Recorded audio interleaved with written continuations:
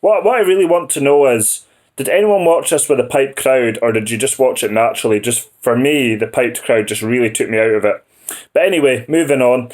After being shown the way by the Bundesliga and the return of the Coppa Italia, the Premier League returns, with relegation-threatened Aston Villa hosting the team of the season, Sheffield United.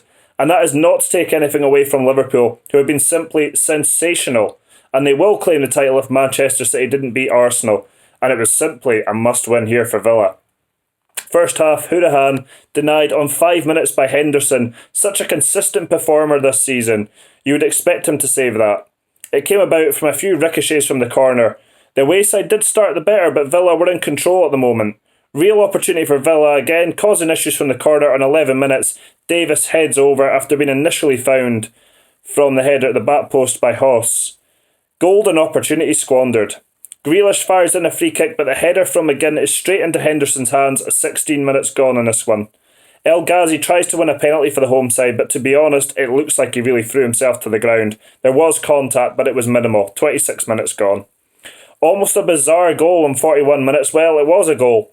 Oliver Norwood's free kick swung in, and it does appear to look like it definitely went over the line. Terrible error by Nyland, anyway, who spilled the ball, and that couldn't come at the worst possible time.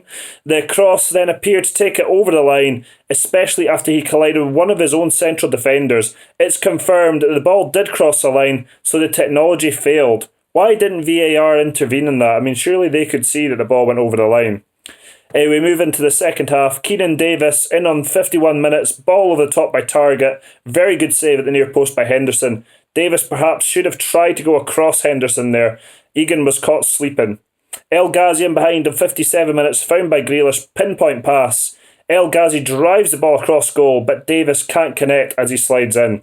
McGinn found 2 minutes later by Grealish, makes a good connection with the shot, but well saved by Henderson, who knew exactly where he was going to put that one. Villa definitely looking the more likely. Sheffield United almost gifted a goal in 69 minutes. A wayward pass across their own box by Villa let McBurney in, but Lundstrom was denied brilliantly by Luiz, who slides in to deny the chance. Never really looked like goals in this one, although Sheffield United did have the ball over the line. Villa remained 19th, Sheffield United up to 6th. But Sheffield United could have been up into 5th, and will that result end up costing them a Champions League spot, especially if Manchester City are not going to be in Europe, which we're obviously still going to wait and see. I mean, if you want my opinion, I think that they probably will be, because normally what happens with these appeals is it takes a bit of time to go through, so if they are going to be banned, it will probably be the season after, but we'll wait and see on that one. We move swiftly on to the Etihad, and for me to really put this into words, the more things change, the more they stay the same, and that will become apparent as I speak about this one. De Bruyne with the first chance in 3 minutes from the free kick from a poor challenge by Mari on Sterling. It was tipped over at close range by Leno, who had a fantastic game for Arsenal, was absolutely brilliant. Slack play by City, misplaced pass by De Bruyne, gives it away in 24 minutes. Just outside his own box, the ball makes its way to Aubameyang, who bends a shot towards goal but was harmlessly over. Raheem Sterling found by Silva in 33 minutes, cuts inside but his shot is pushed behind by Leno. A minute later, David Silva denied brilliantly in the box after being found by a lovely flick from Jesus, which came from a lovely passing move as City really turn up the tempo. But the save was made by Leno, who gets down well as City were really starting to find their groove. Again, 3 minutes later, Silva almost and again finds De Bruyne, plays a wonderful pass into Mahrez, who makes a late run, but Leno charges him down. Leno keeping Arsenal level. Brilliant play once again in 38 minutes. Mahrez passes to De Bruyne, who plays another superb through ball, but Sterling can't find the target with the lob, but still good effort. They have been sensational in the last 6 minutes of Man City. Arsenal will be glad for half-time to regroup, but they weren't going to get to regroup. 1-0 City in 46 minutes. Sterling, Walker passes to De Bruyne, who tries to find Sterling. It's an error by David Luiz, who completely miscontrols the ball. It goes into the path of Sterling, who smashes City in front. He always has an error in him, Luiz. And we weren't going to be done with him yet. We will be done very shortly in the second half, though. Penalty to City. Surprise, surprise. Luiz involved. He pulls down Mahrez, gets sent off. 3 minutes into the second half. Surely he will not get this contract extension now, which was looking quite doubtful anyway. De Bruyne sticks away the penalty. Probably game over now. Arsenal down to 10 men on 50 minutes. Luiz has completely cost Arsenal here.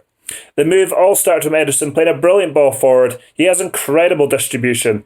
De Bruyne almost gets the third in 68 minutes. Silva into Sterling, heads it into De Bruyne. It makes a great run, a great late run. Again, Leno makes the save.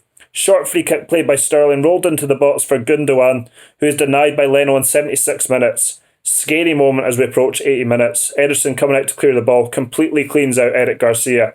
A real nasty collision. He was down for 10 minutes and didn't move. Hopefully he's okay. I mean, it looked really, really bad. 3-0 City. Fernandinho plays a superb pass into Walker. It was a superb crossfield pass. He finds Aguero, who plays a 1-2 with Sterling. It would have been a superb goal. It's saved by Leno's leg, but it's onto the post, and Foden smashes in the goal in 90 minutes, although really it's more like 80 minutes because of the injury to Garcia. Almost 4 in 95 minutes. Aguero found by Foden. He smashes into the side netting. Nelson does well in 98 minutes, tries to find Aubameyang, but his effort is deflected behind. And just finally, with the Coppa Italia, I tuned in with about 20-30 minutes to go. There wasn't a whole lot happening, but I'll just give you the penalty results. Makisimovic thinks he won at the death. Brilliant save by Buffon. Elmas can't convert the rebound, smashes it off Buffon and onto the post. And that was right at the very end of this one. Penalties. Dybala penalty saved to the right by Merry. Insigne penalty coolly slots it to the right of the rooted Buffon. Danilo penalty blazes over. Politano penalty puts it to the right, but Buffon can't keep it out despite getting a good hand to it. Bonucci penalty just in. Crashes off the crossbar on the right hand side. Makmisovic penalty thumps it down the middle. Buffon went left. Ramsey penalty must score. Coolly slots it to left of Merry. Milik penalty to win it. He does it, puts it past Buffon, puts it to Buffon's right, he goes left, and Napoli are the Coppa champions. And congratulations to Napoli. So that's it for this video. I'm sure we'll be back on Friday for Norwich against Southampton and Manchester United against Tottenham, so stay tuned for that.